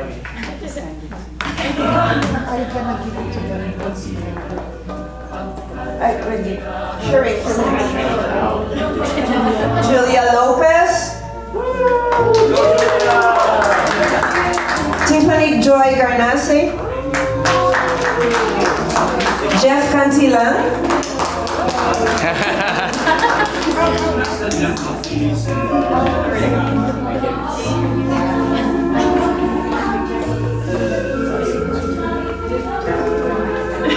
And Gabriela Ann Ramos.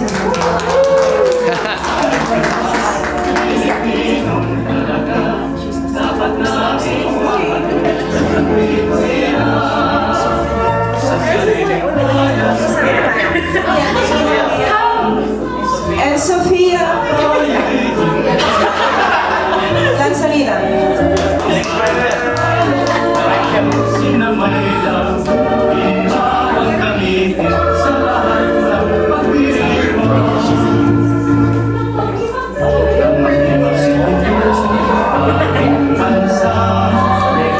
All right, take the official payment.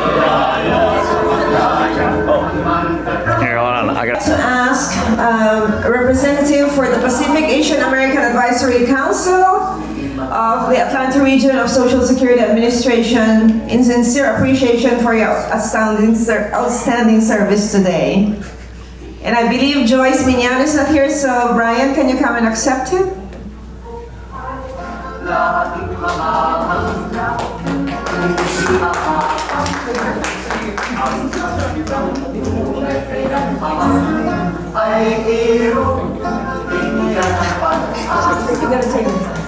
You have to take a picture. You have to hold it down.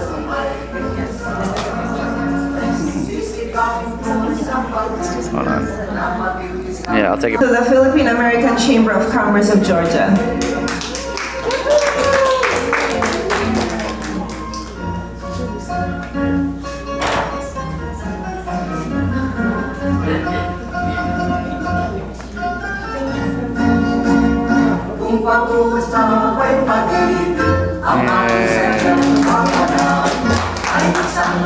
Yay.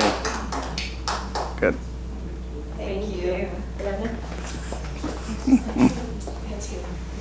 All right, ladies and gentlemen, thank you so much for your participation. We can now adjourn the program. Maraming salamat po. Hanggang sa next job. And thank you so much to Randy Cabana for supporting us and doing our technical support. And Chris Valeriano, of course, for our